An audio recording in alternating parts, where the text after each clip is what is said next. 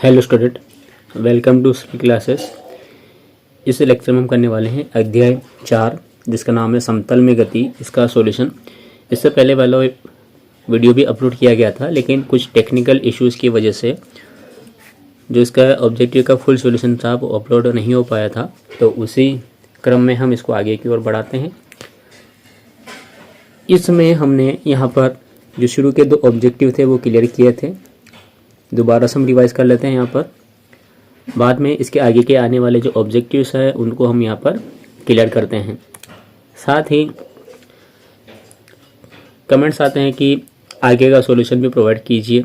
तो बताना चाहूँगा कि विगत सत्र जो निकला है 2021-22 उस सत्र की भी जो प्रश्न बैंक है, प्रश्न बैंक 2021-22 की जो प्रश्न बैंक है कक्षा 11वीं की, उसका पूरा का पूरा जो सॉल्यूशन है वो सरल क्लासेस चैनल पर अवेलेबल है, जहां पर इसकी जो प्लेलिस्ट बनी हुई है वहां पर आपके सारे ही पार्टों का सॉल्यूशन प्रोवाइड किया जा चुका है। इस सत्र जो 22-23 में जो नई क्वेश्चन बैंक आई है वहां पर केवल कुछ ही प्रश्नों को इसमें ऐड किया गया है, नए प्रश्नों को। तो यदि आप अभी वर्तमान में यदि कोई पार्ट चल रहा है आपके क्लास में, स्कूल में, उसका सॉल्यूशन चाहते हैं तो जो सत्र 2021-22 है इसकी जो प्लेलिस्ट बनी हुई है वहाँ पर आप हर पार्ट के जो प्रश्न बैंक के सॉल्यूशन है वहाँ पर आप विजिट कर सकते हैं। इसके जो लिंक है प्लेलिस्ट की वो मैं आपको डिस्क्रिप्शन बॉक्स में डाल दूंगा, वहाँ से आप चेक कर सकते हैं। साथ ही जो चैनल है इसकी प्लेलिस्ट में जाके आप देख सकते हैं। तो चलिए हम शुरू करते हैं। यहाँ पर आप देखिए, पहला प्रश्न है सही विकल्प का चयन कीजिए। ऑप्शन दे रखे हैं पहला कि निम्नलिखित में से सदिश राशियों का समूह कौन सा है। ऑप्शन दे रखे हैं दाब, वेग, बल। यहाँ दे रखा है त्वरण, क्षेत्रफल, संवेग, जड़त्वागुण, बल आगुण और विस्थापन, और त्वरण, दाब, क्षेत्रफल। तो सदिश राशियां बतानी है तो हम यहाँ पर इन जो समूह दे रखे हैं इनमें अदिश राशि ढूंढ लें। तो जिसमें अदिश राशि नहीं मिलेगी वही सदिश राशियों का समूह है। तो आप यहाँ फर्स्ट ऑप्शन में देख सकते हैं कि यहाँ पर जो दाब है ये अदिश राशि है। उसके बाद हम सी वाला ऑप्शन को देखें तो यहाँ पर जो जड़त्वागुण है वो भी अदिश राशि है। जड़त्वागुण क्या है, ये भी अदिश राशि है। और डी वाले में भी आप देखें तो यहाँ पर ये दाब जो है ये अदिश राशि है, इसलिए जो ऑप्शन बी बचा है वो राइट है। यहाँ पर त्वरण भी सदिश है, क्षेत्रफल भी सदिश माना जाता है और संवेग भी सदिश है। तो इसका सही आंसर हो गया ऑप्शन नंबर बी, त्वरण, क्षेत्रफल, संवेग। दूसरा प्रश्न यहाँ पर आता है कि यदि किन्हीं 2 सदिशों के परिणामी का परिमाण दोनों के परिमाण के योग के बराबर है तो निम्न में से कौन सा कथन सत्य है। ऑप्शन दे रखे हैं दोनों सदिश समान हैं, दोनों सदिश लंबवत है, दोनों के मध्य 180 डिग्री का कोण है, या फिर दोनों के मध्य 0 डिग्री का कोण है। तो यहाँ पर इसका सही आंसर है ऑप्शन नंबर डी, दोनों के मध्य में 0 डिग्री का कोण बना हुआ है। उसके बाद आगे वाले प्रश्नों की ओर हम बढ़ते हैं। क्वेश्चन नंबर 3 है आपके सामने कि 2 सदिशों ए व बी के मध्य का जो कोण है वो थीटा दिया हुआ है, तो इनके परिणामी सदिश का परिमाण होगा। परिणामी सदिश का परिमाण पूछा है। ऑप्शन में दे रखा है mod a plus b, under root में a square plus b square. C में दे रखा है अंडर रूट में a square plus b square plus 2ab, और डी दे रखा है उपरोक्त में से कोई नहीं। तो ध्यान रहे जब भी ए और बी के मध्य थीटा कोण दिया जाएगा तो उस कंडीशन में यहाँ पर जो इनका परिणामी सदिश का परिमाण होगा वो ऑप्शन सी के अनुसार होगा, जो है अंडर रूट में a square plus b square plus 2ab cos theta. Option number 4 है यहाँ पर, प्रश्न नंबर 4 है यहाँ पर कि अधिकतम दूरी तक प्रक्षेपित करने हेतु प्रक्षेप्य कोण होना चाहिए। ऑप्शन दे रखे हैं 45 डिग्री, 60 डिग्री, 90 डिग्री या 0 डिग्री। तो जब प्रक्षेप्य की हम बात करते हैं और खासकर अधिकतम दूरी की हम बात करते हैं तो वहाँ पर फॉर्मूला आता है क्षैतिज परास का, जो होता है आर बराबर, मैं लिख देता हूँ आपके सामने, क्षैतिज परास आर बराबर होता है यू स्क्वायर साइन 2 थीटा बटा जी, ये होता है।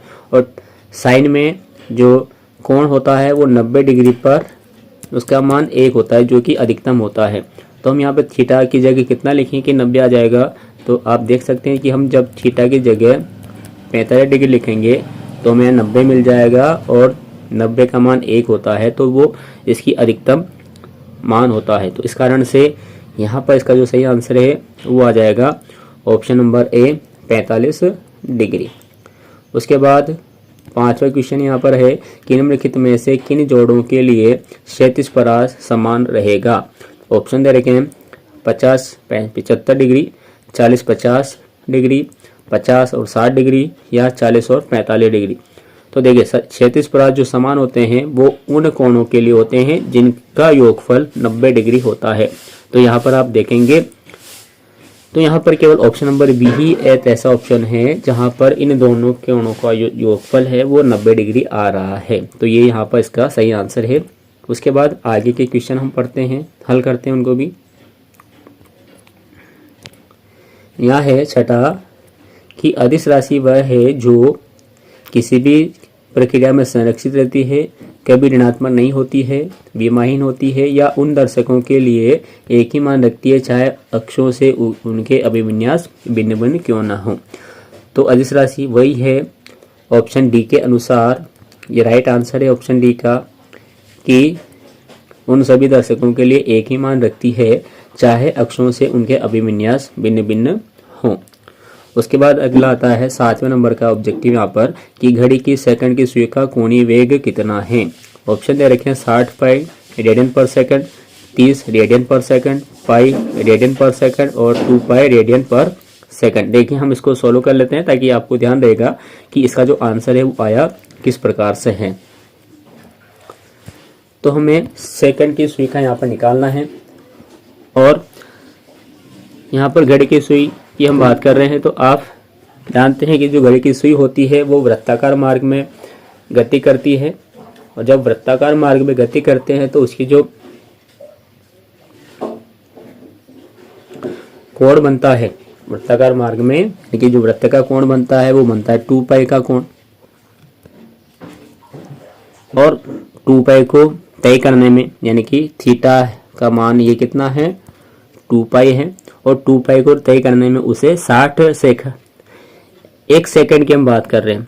किसकी? 1 सेकंड की सुई की। तो 1 सेकंड की सुई जब घूमती है, जैसे मान लिया जाए कि ये घड़ी है और घड़ी की जो सुई है वो 12 से शुरुआत करती है चलने का, तो 12 से चलेगी और 12 तक पहुंचने में उसे 60 सेकंड का समय लगेगा। कितना सेकंड का समय लगेगा?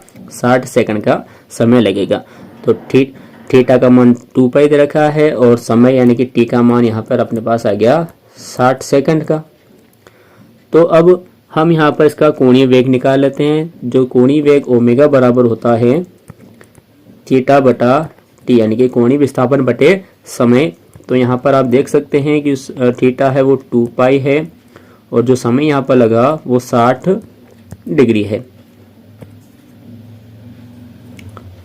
यदि हम यहाँ पर इस 2 से इस 60 को काट दें तो हमें यहाँ मिलेंगे 30। तो इसका जो आंसर आ जाएगा वो आ जाएगा पाई बटा 30 रेडियन प्रति सेकंड।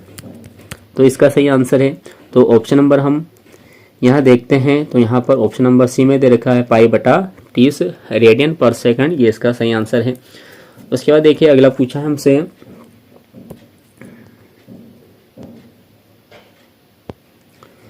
कि निम्न में से कौन सी द्विमीय गति नहीं है। तो द्विमीय गति वो होती है जो समतल में गति करती है। ऑप्शन दे रखे हैं वृत्तीय गति, प्रक्षेपी गति, बंदूक की गोली की गति, किसी मीनार से स्वतंत्रपूर्वक गिरती गेंद की गति। आप यहाँ देखेंगे कि वृत्तीय गति समतल में होती है, प्रक्षेपी गति भी समतल में होती है, बंदूक की गोली की गति ये भी एक तरह की प्रक्षेपी गति है तो ये भी समतल में होगी, और किसी मीनार से स्वतंत्रपूर्वक गिरती गेंद की गति, यानी कि मीनार है और वहाँ से जो गेंद है वो एकदम सीधी नीचे की ओर आती है। जब सीधी रेखा में चलती है तो वो एक रेखीय गति कहलाती है, सरल रेखीय गति कहलाती है। तो यहाँ पर इसका ऑप्शन हो गया राइट ऑप्शन नंबर डी। ये द्विमीय गति नहीं है, ये कौन सी गति है? यह एकविमीय गति है। 9वां क्वेश्चन यहाँ पर है कि उड़ान के समय उच्चतम बिंदु पर किसी प्रक्षेपी का त्वरण होता है। तो यदि कोई वस्तु उड़ान कर रही है और उच्चतम बिंदु पर उसका जो त्वरण है वो किसके बराबर होगा? तो वो बराबर होता है गुरुत्वीय त्वरण के जी के बराबर होता है। ऑप्शन देख लेते हैं हम यहाँ पर। देखिए फर्स्ट ऑप्शन में जी दे रखा है, तो ये इसका राइट आंसर आ जाएगा। शून्य नहीं हो सकता, न्यूनतम नहीं होता, अधिकतम भी नहीं होता, फिक्स होता है जी बराबर 9.8 मीटर पर सेकंड स्क्वायर। उसके बाद अगला क्वेश्चन यहाँ पर आता है 10वां कि किसी प्रक्षेप द्वारा क्षैतिज में चली गई दूरी उसकी अधिकतम ऊंचाई की 4 गुनी है, प्रक्षेपण कोण का मान कितना है। ऑप्शन दे रखे हैं 90 डिग्री, 60 डिग्री, 45 डिग्री, 30 डिग्री। जब हमने पाठ की शुरुआत की थी तो बेसिक समझा था, वहाँ पर हमने समझा था कि जो थीटा यदि 45 डिग्री का होगा तो उस कंडीशन में प्रक्षेप द्वारा क्षैतिज में चली गई दूरी उसकी ऊंचाई की 4 गुनी हो जाएगी। ऑप्शन नंबर सी इसका राइट आंसर है। उसके बाद आगे के क्वेश्चन हम यहाँ देखते हैं। महत्तम ऊंचाई प्राप्त करने के लिए प्रक्षेपण कोण कितना होना चाहिए। ऊंचाई प्राप्त कर रहे हैं हम, तो प्रक्षेपण कोण कितना होना चाहिए। तो देखिए हम देखें तो महत्तम ऊंचाई प्राप्त करने का जो सूत्र होता है वो सूत्र होता है h बराबर,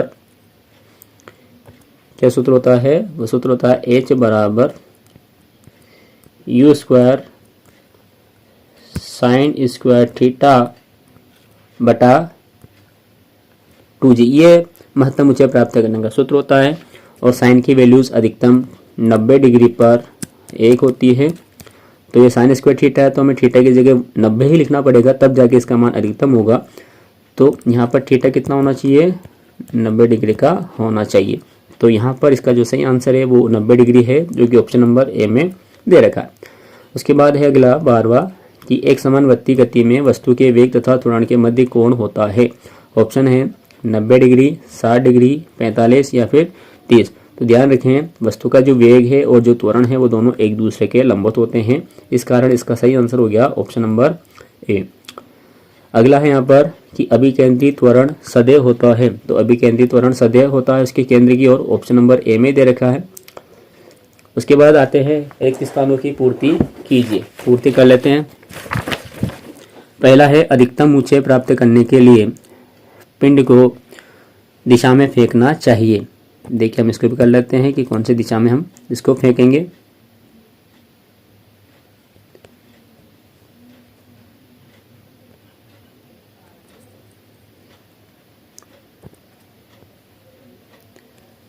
देखिए अधिकतम ऊंचाई प्राप्त करने के लिए हम पिंड को किस दिशा में फेंकना चाहिए। तो यहाँ पर हम फेंकते हैं उसको ऊर्ध्वाधर दिशा में। तो यहाँ इस वाले ऑप्शन में आ जाएगा ऊर्ध्वाधर।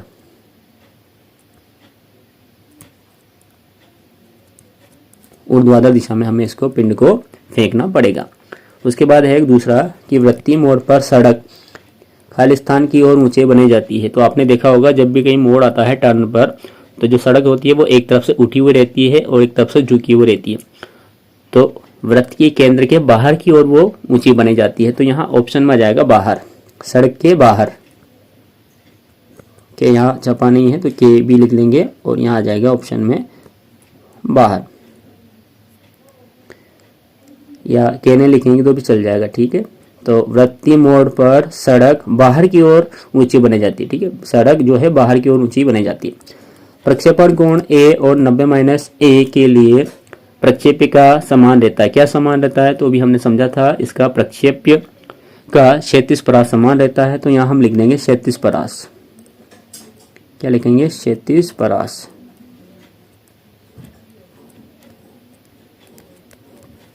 क्षैतिज परास। चौथा है कोणीय वेग का मात्रक होता है। तो कोणीय वेग का हमने ऑब्जेक्टिव किया था, वहां पर इसका मान आया था रेडियन पर सेकंड में। तो यहाँ हम लिख देंगे रेडियन प्रति सेकंड। उसके बाद पांचवा है यहाँ पर कि प्रक्षेप्य गति नियत रहता है। यानी कि प्रक्षेप्य गति में क्या क्या चीजें नियत रहती है। तो प्रक्षेप्य गति में 2 चीजें नियत रहता है। क्या क्या चीजें नियत रहती है मैं बताता हूँ आपको। 2 चीजें नियत रहती है। 5वें का उत्तर, 5वें में जो आंसर है वो इस प्रकार से है। पहला यहाँ नियत रहता है क्षैतिज वेग, एक तो क्षैतिज वेग नियत रहता है और एक इसका जो त्वरण होता है वो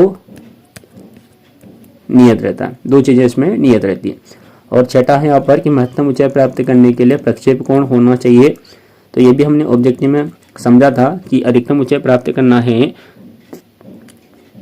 अधिकतम ऊंचाई प्राप्त करना है तो इसके लिए जो प्रक्षेप कोण है वो 90 डिग्री का होना जरूरी है। तो इस प्रकार से इसके जो सारे ऑब्जेक्टिव है वो यहाँ पर क्लियर हो गए हैं और इनका जो सॉल्यूशन है, इनके क्वेश्चन आंसर का वो इसकी प्लेलिस्ट बनी हुई है 2021-22 की, उसमें सारे के सारे क्वेश्चन आपको मिल जाएंगे। जो नहीं मिलते हैं उनका सॉल्यूशन आपको शीघ्र ही प्रोवाइड करवा दिया जाएगा।